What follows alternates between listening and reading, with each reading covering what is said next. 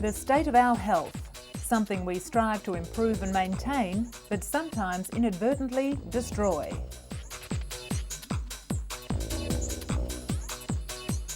Universally, it's vitally important. The Germans have a universal word for it. Gesundheit. In this edition, doggy delicacies. Are they inhumane and unnecessary, or just what the doctor ordered? Dog meat is prized in many parts of the world for its taste and health properties, but is it really a cut above the rest? British scientists have made a discovery that could help cure drug-resistant tumours. By switching off the body's natural defences to chemotherapy, they can ensure that optimum levels of the life-saving drugs are reaching the targeted areas. Over the past 12 years, Red Cross doctor Alberto Cairo has earned the nickname Mother Teresa of Kabul. During that time, he's seen 5 governments, survived 2 civil wars, and helped countless landmine victims to rebuild their lives. And the underwater exercise bike that dramatically reduces rehabilitation time, according to its German inventor. The secret lies in exercising in a weightless environment while the water reduces swelling at the same time.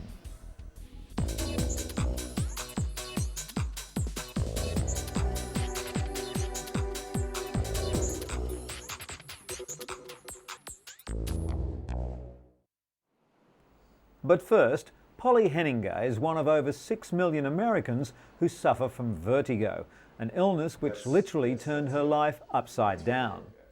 At Johns Hopkins Medical Center in Baltimore, doctors diagnosed Henninger with Meniere's disease, a disorder caused by a buildup of fluid in the inner ear. Often during an attack, a patient's eyes will beat back and forth. These glasses help doctors detect that beating, known clinically as nystagmus. Polly then got an antibiotic injection in her inner ear to deaden the nerves. Almost 1 in 10 people over 65 suffer from vertigo or other balance-related problems, and tests like these help in the diagnosis. Doctors warn that sudden dizziness could also indicate low blood pressure, vision problems, stroke, and even brain tumours. It's therefore imperative to seek treatment as soon as the symptoms appear.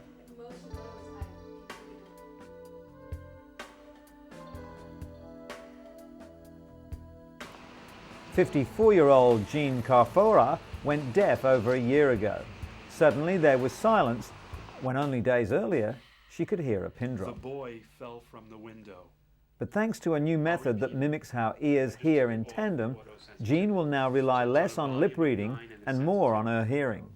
The boy fell from the window. Close. The boy fell from the window. Surgically placed in the inner ear, a beeper-like device sends impulses to stimulate the auditory nerve so Jean can decipher sound. These cochlear implants aren't new, but tuning them to each other is.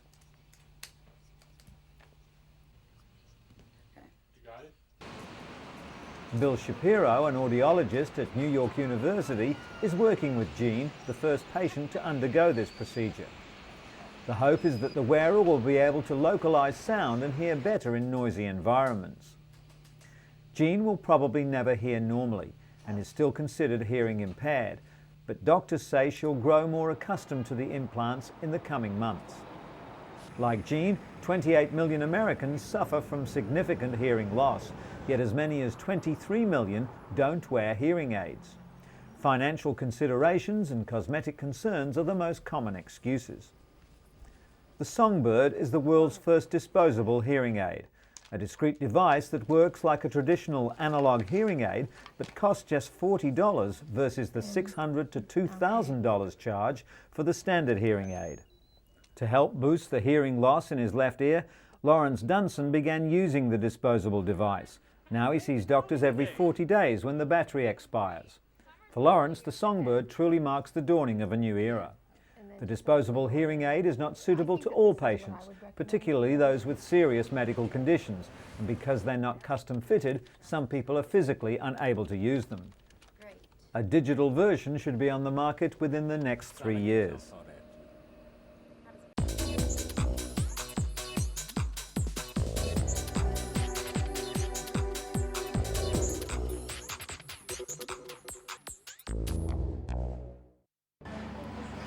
Ostrich is making its culinary debut in Chile, and the lean cuisine is becoming quite the rave at upscale eateries. Farmer Cristobal Bascuan says his business began when he read about the quality of the meat on the internet. Ostrich steak is similar to beef in texture, taste and appearance, but it has 2/3 less fat than beef, less than half the fat of chicken, and fewer calories than beef, chicken or turkey. The birds are also prolific breeders. An ostrich produces 40 or even 50 chicks a year. But the price isn't cheap. The iron-enriched, healthy red meat costs twice as much as regular beefsteak. Welcome to the house of Mwamba family, 20 kilometers east of central Kinshasa. Donatien Mwamba runs a small restaurant in his compound. Every day around lunchtime, the household prepares for the arrival of the first customers. Donatien and his clients start out drinking Lotoko, a very strong local brew, while playing cards, listening to music and dancing. This looks like the beginning of a relaxing afternoon. At lunchtime, there's just one popular meal on the menu: dog. That's right, D-O-G. Dog meat is considered a delicacy in some regions of the Congo, especially by the Baluba tribes people, who believe the hounds are healthy for you too. Animal rights activists would be outraged, but Donatien isn't concerned. Man's best friend is just a nutritious meal to him. After a few minutes of bargaining, Donatien buys the dog for 1,700 Congolese francs. After being skinned, the carcass is singed to get rid of stray hair. Then it's washed carefully with soapy water and cut into pieces. The meat is cooked in tomato sauce with a lot of chili pepper and served with pounded leaves and cassava paste. Dog meat lovers swear that it's good for you. According to the locals, when you eat dog meat, your level of blood rises and you remain in good health. 13-year-old Henri Lusangi raises dogs in his backyard for sale. He sells puppies for the equivalent of $1.50 each. Henri has no shortage of customers. Today, even people who come from ethnic groups who don't usually eat it are adopting dog meat for economic reasons. The meat is thought to be especially nutritious and good to eat in the winter months because it heats up the body. Locals also believe it makes men strong and virile. In some countries, dogs are even beaten before being killed in order to increase the levels of adrenaline, which it's claimed will make a man more virile still. With hardly a health regulation to speak of, the Congo can be a very risky place for a meal, but people like Donatien and his loyal customers, who swear by the health-giving properties of the food, aren't about to give it a second thought. But what dog meat only claims to do, one odd little Peruvian plant actually does, and that's boost the libido. Researchers claim that maca, an ugly, smelly brown turnip found in the remote Andes, can boost a man's sex drive by up to 200%. Science may have finally dispelled the myth of the Latin lover. Maca is also said to reduce anxiety and even increase sperm count. Peru's maca export is currently bringing in between $2 and $3 million, and the latest research, which has not undergone independent review, could bolster sales even higher.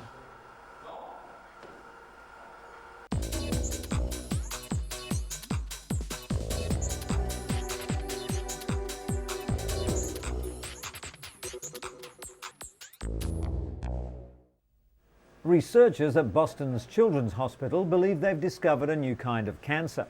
Pathologists Sarah Vargas and Christopher French found a chromosomal swap in the cells of the tumour that makes this cancer unique. Researchers say this chromosomal translocation makes the cancer cells extremely aggressive. The disease has been documented in only 6 patients around the world.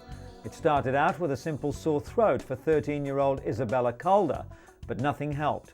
Aggressive chemotherapy and radiation failed, and Isabella died 5 months later. Researchers are well on the way to locating the genes on the chromosomes where the abnormality occurs. This could lead to treatments for this and possibly other cancers. The real challenge will be to figure out why these genes break apart in the first place and how to halt the process once it's begun. To Queensland, Australia, the Sunshine State. But it's not all fun in the sun. 1 in 17 Queenslanders develops melanoma, the highest skin cancer rate in the world. Some people are especially vulnerable because of their genetic makeup. According to Dr. Rick Sturm of the University of Queensland, the gene that determines red or ginger hair, when coupled with a known skin cancer gene, vastly increases the risk of melanoma, and a cancer develops at a younger age. Hair colour isn't the whole story. Genetics can play tricks. People can carry the red hair gene and not have red hair. Childhood testing would give an early warning of a person's genetic predisposition to melanoma, but it can't determine how people will behave. Whether we have the gene or not, doctors advise that it's how well we protect ourselves in the sun that determines whether we face much risk or not. After discovering several growths on his skin, Jim Latrude began using a cream normally prescribed for external warts. Known as Aldara, it's been found to be effective in clearing up skin cancer. The cream works by boosting production of certain naturally occurring proteins which help healing. Jim has had patches of non-melanoma cancer for 8 years. He used to have them surgically removed, but now prefers the cream.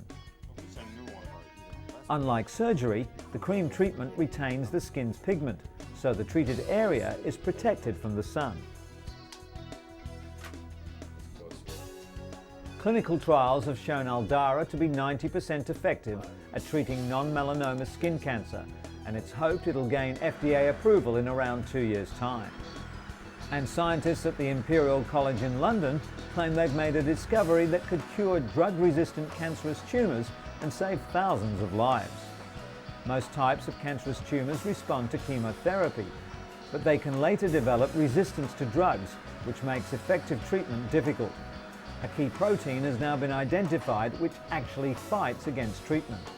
The P-glycoprotein stops the chemotherapy from doing its job, killing the cancerous tumours. This new discovery means that scientists can develop drugs to block the protein, allowing the chemotherapy to destroy the cancer.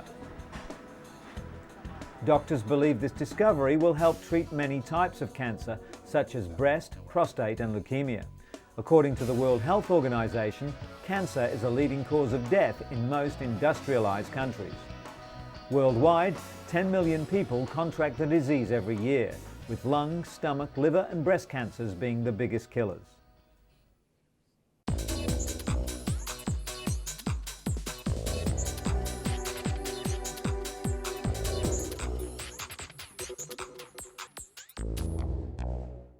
Afghanistan has more landmines than any other country in the world.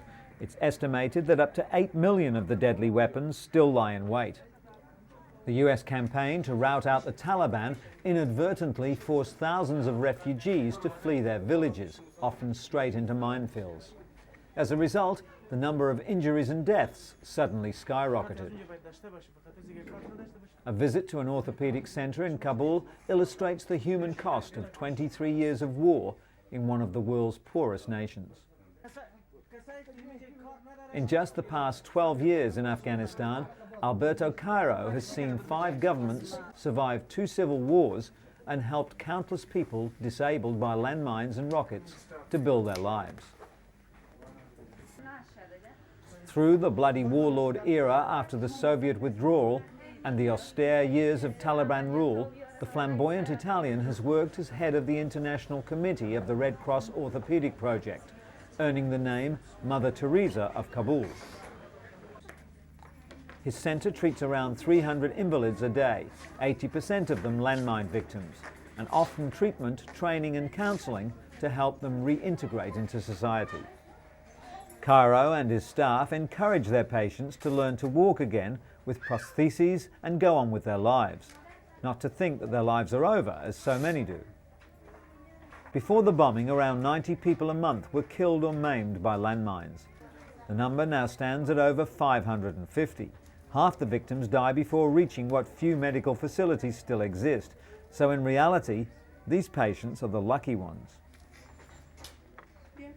Since it began in Kabul in 1988, the International Committee of the Red Cross Orthopedic Project has also opened centres in Herat, Mazar-e-Sharif, Jalalabad, Gulbahar and Faizabad.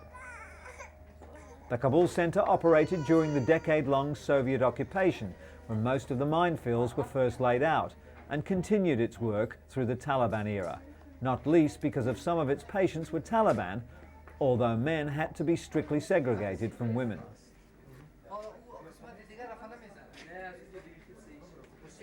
As well as manufacturing and fitting prosthetic limbs, the centre provides jobs in its workshops and rehabilitation rooms to disabled people. According to Cairo, himself a former lawyer from Turin who retrained as a physiotherapist to join the Red Cross project, the centre only employs disabled people as a form of positive discrimination. He believes it shows everyone that disabled people can work as well as their able-bodied countrymen and women.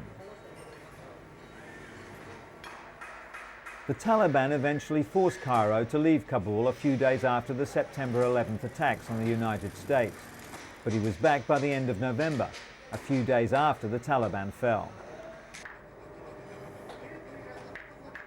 Cairo breathed a sigh of relief when a new interim government under Hamid Karzai was sworn in soon after that, with a mandate to rebuild the nation with a massive injection of international aid.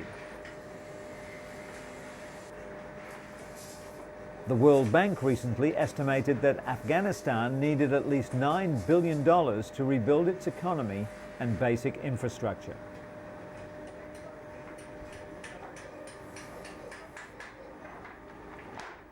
Following a year of terrorism, war and devastating natural disasters, the British Red Cross is aiming to raise more funds to be used immediately for disaster situations. Not all disasters receive international press, limiting the capacity for charities to raise money. Through their new Disaster Fund initiative, the British Red Cross hopes to be able to respond quickly to anyone in need around the globe. Recently, for example, an earthquake hit southern Peru, and 60,000 people were left homeless. It didn't get much news coverage, but it did devastate an entire community. Within 48 hours, 50,000 blankets were sent from the British Red Cross to the Peruvian Red Cross to support those affected. With over 130 years of experience, the British Red Cross plays an important role on the world stage and continues to work under two fundamental principles: neutrality and humanity.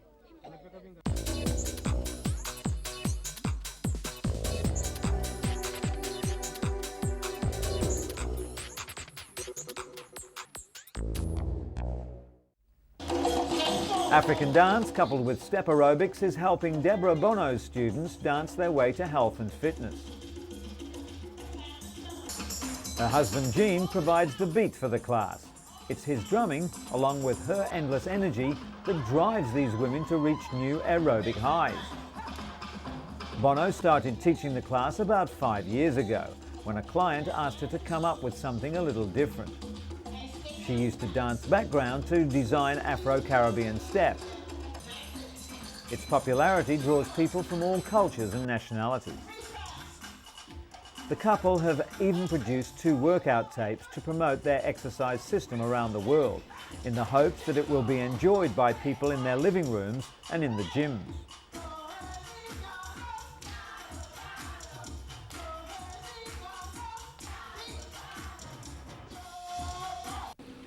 And speaking of gyms, a German doctor had borrowed some exercise equipment and modified it to treat injuries and other physical disorders. The underwater bicycle dramatically reduces rehabilitation time for patients with leg injuries.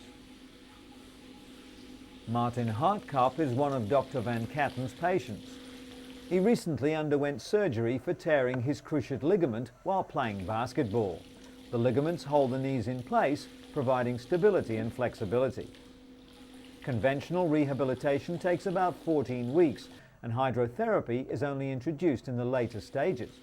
Patients are normally able to straighten their knees after 10 weeks, but studies show that people training on the underwater bicycle could flex their legs after just 6 weeks. The secret lies in exercising in a weightless environment. In other sports news, Impact Leisure International has developed a new ski slope surface, which will give skiers a softer, easier landing. The injury-free invention, known as playgrass, is made of 2 layers of geotextile material and is gap-free, which means fingers and thumbs can't get trapped in a fall. The company has already had considerable interest from Mexico, the Far East, and several European countries, including Italy, Spain, and Portugal. Those who've already tried the new slopes claim the surface offers more turning ability and is even more slippery than normal skiing, but without the bruising.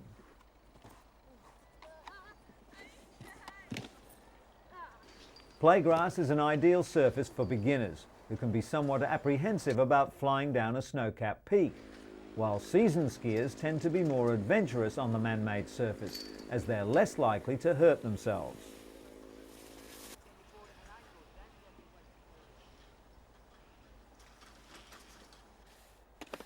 The company has had particular interest from America, where personal injury concerns have until now stopped the development of the dry ski slope industry.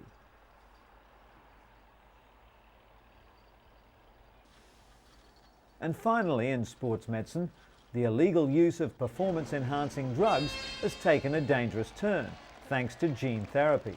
It seems that winning is in the genes after all.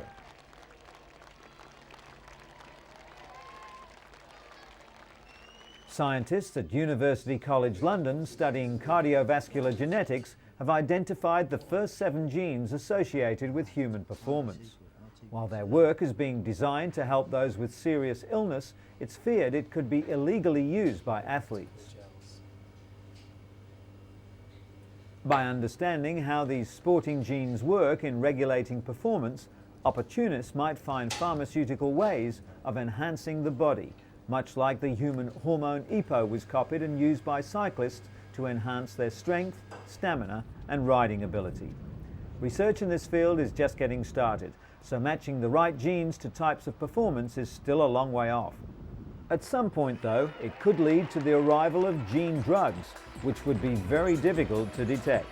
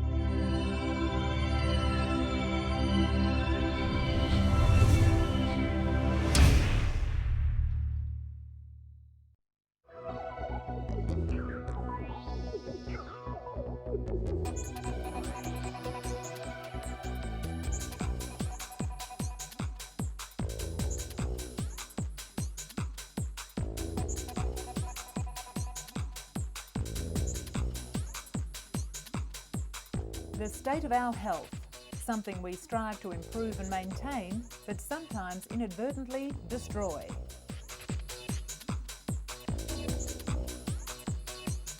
Universally, it's vitally important.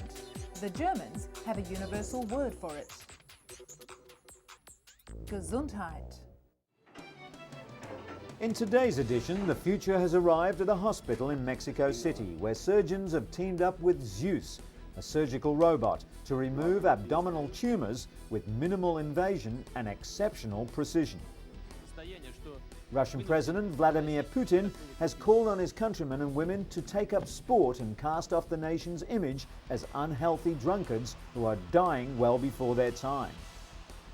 35 years ago, in a quiet suburb of London, the modern hospice movement was born.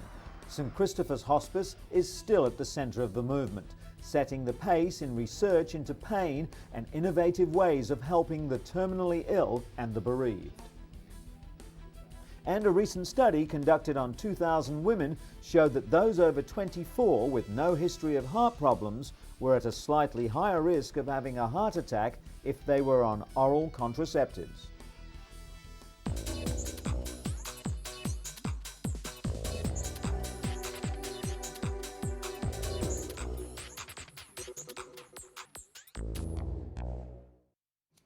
But first, imagine preparing a crack pipe as part of a new addiction therapy program. The drugs are fake, but the cravings are real. This is ERP, Exposure Response Prevention, a rather unconventional therapy. 38-year-old alcoholic Elle begins her session with relaxation exercises. Then she repeats personalized mantras called cognitive scripts, which drum in the many reasons to quit. If I continue to use, I will die. If I continue to use, I will die. Then it's the hard part. She's confronted with the drug which ruined her life. ERP flies in the face of conventional therapy, but according to these addicts, the only way to beat their drug demon is to literally face it head on.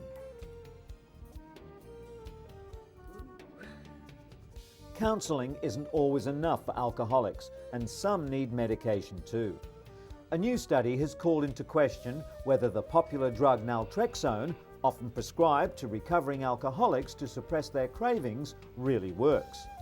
Research in the New England Journal of Medicine found that older men who drank heavily for over 20 years often didn't respond to the drug. All volunteers in the study, whether they received the drug or a placebo, underwent individual counselling and were encouraged to attend Alcoholics Anonymous, a key component in treatment. The National Institutes of Health is funding several additional studies on new medications, most of which target specific areas of the brain that respond to alcohol. And speaking of drugs, a new study concluded that a popular vitamin supplement can actually be bad for you. The American Medical Association has indicated that too much vitamin A could double older women's chance of hip fractures. Most damaging was vitamin A found as retinol in vitamin supplements, fortified cereal, liver, and fish oils. Vitamin A in the beta-carotene form of leafy green vegetables had no link. Researchers found that postmenopausal women with the highest total intake of retinol had double the risk of hip fractures than women with the lowest intake. Doctors aren't sure why, but some think that too much retinol vitamin A either inhibits the body's calcium absorption or affects bone cell production.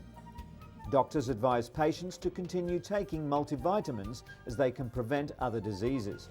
Patients should also choose beta-carotene sources of vitamin A or limit their retinol sources to 500 micrograms a day. Speaking at a news conference in Berlin, German and American lawyers announced their plans to bring forward an amended class action against Bayer Pharmaceuticals in the United States. Bayer's cholesterol-reducing medication Lipobay has allegedly led to the deaths of at least 50 people worldwide and to health defects in at least 2,000 patients. The lawyer representing the German victims, Michael Vitti, told journalists that the lawsuit will be presented to a court in Minneapolis. Vitti stated it was important to provide both German and international victims of the Bayer medication with an equal chance of being compensated under American law. Just recently, Bayer had to take Lipobay off the market due to unsolved deaths allegedly caused by it. The US lawyer Kenneth Moll, working with Vitti on the case, stated that Lipobay had been developed and tested by the US Bayer branch of the Bayer Corporation, and accordingly, the case should be tried in the US. Currently, more than 50 deaths worldwide seem to be connected with Lipobay, despite Bayer's claims that a connection cannot be proven. The lawsuit will not only be directed against Bayer AG and Bayer Corporation, but also against Europe's biggest pharmaceutical company, GlaxoSmithKline. SmithKline Beecham has been accused of having participated in the sale and marketing of Lipobay in the US throughout the past decade.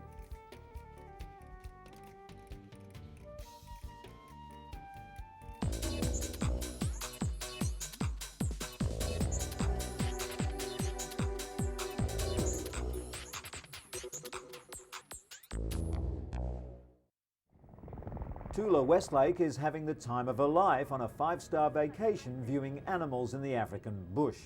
But her trip is more than just relaxation. She's one of the growing number of scalpel safari tourists coming to South Africa for a nip and tuck, and then recuperating while on safari. A few days earlier, she went under the knife in a Johannesburg clinic. During 5 hours of surgery, she had a breast lift and enlargement, plus a tummy tuck and liposuction. Tula was thrilled with the results and felt she got value for money. Patients first relax at luxurious hotels before entering hospital for their cosmetic surgery. During this procedure, an inch of skin was removed from either side of the face and the muscles were pulled back. It's not going to be painful. The patient recovers in hospital before the safari begins. The mix of adventure and cosmetic enhancement is bringing much needed revenue to the beleaguered South African economy. And the future has arrived for those who can afford it at a Mexico City hospital, where Zeus, a surgical robot, can remove abdominal tumours with surgeons operating at long distance and with minimum invasion. Zeus became operable in Mexico City last September and is the same robot used in the first ever long-distance surgery in which a doctor in New York removed the spleen of a patient in Strasbourg, France, some 6,000 miles away. Zeus and 3 other new devices make up a family of robots used in minimally invasive surgeries. With high-precision instruments, doctors work through 5 to 10 millimeter incisions instead of fully exposed abdomens. Popular wisdom advises against starting anything at midpoint, but surgery starting at the navel makes it easier to introduce a camera to the abdomen. The technique has been refined to the point of having this procedure performed as routine. Sitting at a chair in front of the controls, surgeons maneuver the robotic arms to remove damaged tissue, suture the cut and return the stomach to its proper position.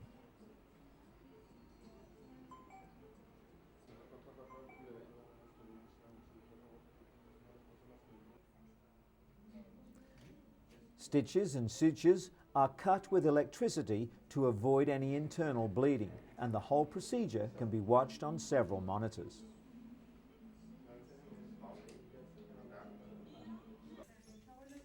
Surgery concludes successfully, while 30 similar procedures are pending approval all around the world. And our surgical rounds end today with a tall order from a short woman. We're at the Sinai Hospital in Baltimore, Maryland, where internationally known surgeons Dr. Paley and Dr. Herzenberg will perform a limb lengthening procedure on 20-year-old Meredith Jones. Meredith suffers from achondroplasia or dwarfism and stands 127 centimetres tall, but over the next 3 years she hopes to grow 25.4 centimetres taller. During the procedure, Paley will place 3 screws into Jones's humerus bone. To aid in the procedure, doctors will rely on imaging technology to show them the exact placement of the screw. Together, the surgeons have performed more than 4,000 of these operations and can complete their work on a limb in less than an hour. Dr. Paley carefully breaks Meredith's bones and locks them into place with an external fixture. For the next 7 months, she'll rotate the screw 4 times daily to lengthen her bones. The device works by gradually pulling the broken bone apart, which will then be filled in by new bone.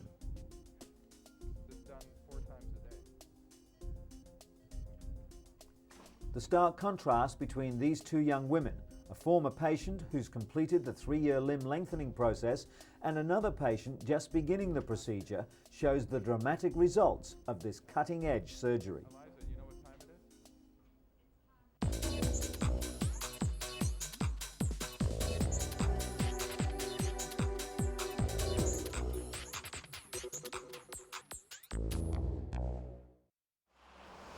Russia's President Vladimir Putin is on a health drive. He wants his countrymen to get fit, stay off drink and live longer.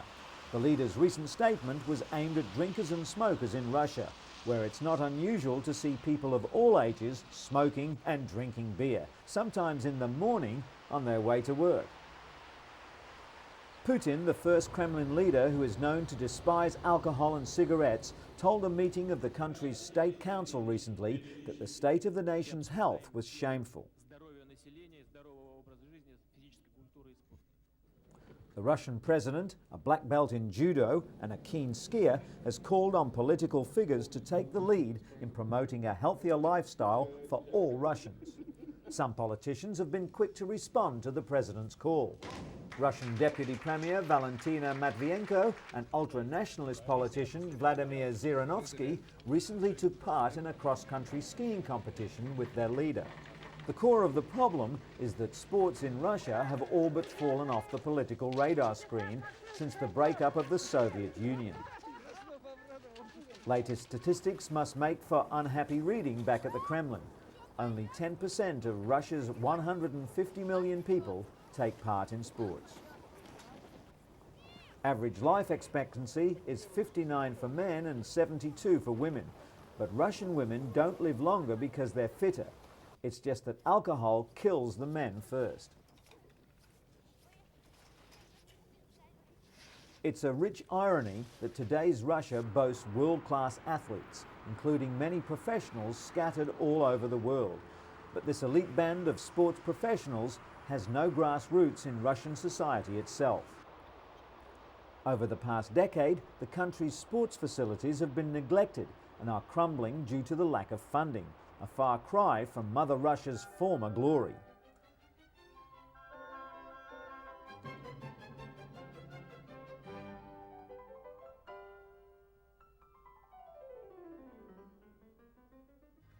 Today, a small but growing middle class is pumping iron. They clearly think that a fitness club membership is money well spent. At this expensive Moscow health club, members believe they're adding at least an extra 5 to 10 years to their lives.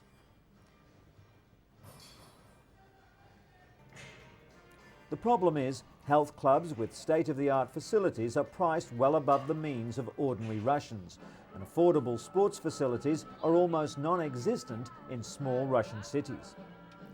At one of Moscow's few junior gymnastics schools, 8 to 10-year-old girls twirl batons and do stretching exercise. It's a Soviet-era sports facility, but the best that the parents of these children can afford. Putin has called on Russian businesses to help fund cheaper and more widely accessible sporting facilities. The nation's health has now become a matter of public policy.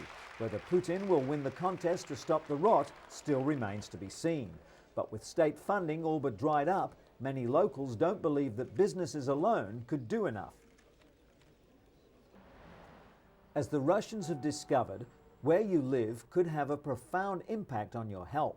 The New England Medical Journal found that study participants who developed cardiovascular disease were more likely to live in disadvantaged neighbourhoods. Whites living in such neighbourhoods were found to have a 70 to 90% higher risk of coronary disease, while blacks had a 30 to 50% greater risk. Factors that contribute to illness include the lack of public spaces and recreational facilities, increased tobacco advertising, and the unavailability of healthy foods. Researchers also believe that exposure to noise, violence and poverty can contribute as well.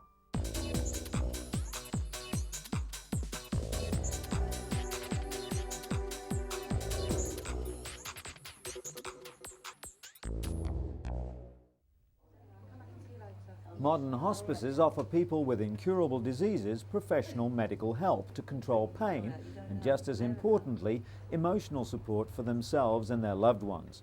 But it wasn't always like this. In the 1940s, patients and their families were often distressed by a hospital system which wasn't set up to care for the terminally ill.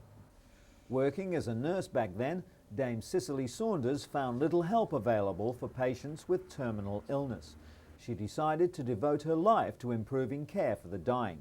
She even trained as a doctor, researching new ways to control pain. In 1967, Dame Cicely founded St Christopher's Hospice in South London. It was the world's first teaching hospice, combining clinical care with teaching and research, as it still does today. St Christopher's cares for over 1,600 patients a year. Some are admitted to the 50-bed inpatient unit. but most are cared for at home by the doctors, nurses and social workers of the hospice's home care teams, an innovation pioneered by this hospice. Since its foundation, St Christopher's has been at the forefront of research for the care of the dying, which has now developed into a recognised medical specialty, palliative medicine. The regular and safe giving of oral morphine to control pain was first done at this hospice. 1 day a week, inpatients and those cared for at home are offered activities at the day centre including craft work, aromatherapy, painting and creative writing. The aim is to counter the feelings of helplessness and isolation that chronic illness can produce. A resident artist offers coaching and advice. He can even bring a patient's artistic vision to reality if they're too weak to hold a brush. The centre also offers more formal art therapy sessions to help people to get in touch with feelings they may not be able to otherwise express. It's also about getting people in touch with their strengths as well. The supportive and positive atmosphere of the hospice comes as a welcome surprise to many who come here. Over 50,000 health professionals have passed through the various palliative care training schemes run by the hospice, and despite the vast number of books, journals and reports available, they find that the patients are still the best teachers. Now there's a growing interest in the needs of the dying in developing countries, especially with the increasing burden of AIDS-related deaths. 70% of the world's hospices are now in developing countries, and St Christopher's offers training for all. The idea is to take the latest research based on clinical experiences and adapt them to various communities around the world. The Hospice Information Service offers advice to members on all aspects of setting up and running a hospice.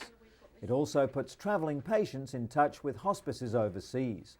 A recent St Christopher's patient who wanted to make a final trip to Kenya before she died was able to find out about a hospice in Nairobi.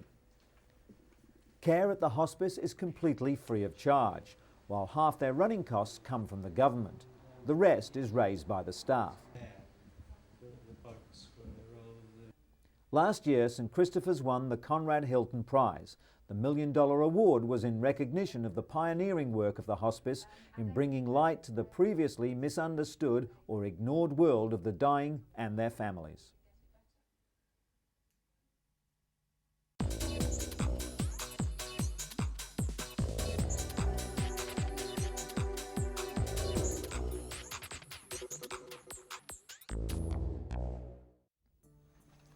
Each year, more than 220,000 people die of sudden death in the United States due to cardiac arrest. Death occurs from an abrupt loss of the heart's ability to pump. Scientists have long known that high levels of free fatty acids can trigger irregular rhythms in people with heart disease. But in a recent French report, healthy men with elevated levels of free fatty acids are also at a higher risk of sudden death. Free fatty acids are released into the bloodstream when needed for energy. In low amounts, they're not considered dangerous. One beneficial dietary fat, omega-3 fatty acids, found in fish like salmon and tuna, may actually also help lower a person's risk of sudden death. Researchers are now suggesting that routine measurement of free fatty acids may help identify individuals at high risk of sudden death. Another study just published in the New England Journal of Medicine confirms that women with no previous cardiac problems who take oral contraceptives have a slightly higher risk of heart attack. There has been debate for some time surrounding the effect of the pill on women's cardiac health. Evidence that it may cause blood clots in the heart first appeared in the 1960s. Since then, manufacturers progressively lowered the doses of estrogen. According to gynecologist Dr. Nancy Garber, the benefits still outweigh the risks, but women should still consult their doctor. This study, conducted on nearly 2,000 Dutch women, showed that those over age 24 with no history of heart problems were at a slightly higher risk of having a heart attack if they're on oral contraceptives. If they also smoke, have high cholesterol, diabetes or high blood pressure, the risk is nearly 13 times greater. 2 recently approved hormone-based birth control products for women are now on the market in the United States. The birth control patch and a vaginal ring both release estrogen, so they too may increase the risk of heart problems. And from Britain, celebrations for the opening of a $5.4 million centre designed to bring some of the country's leading heart scientists under one roof. Former heart patient Lord Michael Heseltine opened the centre, which was made possible by the British Heart Foundation's largest ever grant. Some years ago, Lord Heseltine himself suffered a major heart attack. 4 of Britain's top specialists will lead a team of more than 120 researchers. They'll be looking at the underlying processes which can cause heart disease and ways of preventing and treating it. Heart disease is one of humanity's greatest foes, and an urgent need exists to understand it and then defeat it as quickly as possible. Sentiments that 2-year-old heart patient Jack Waller would surely agree on.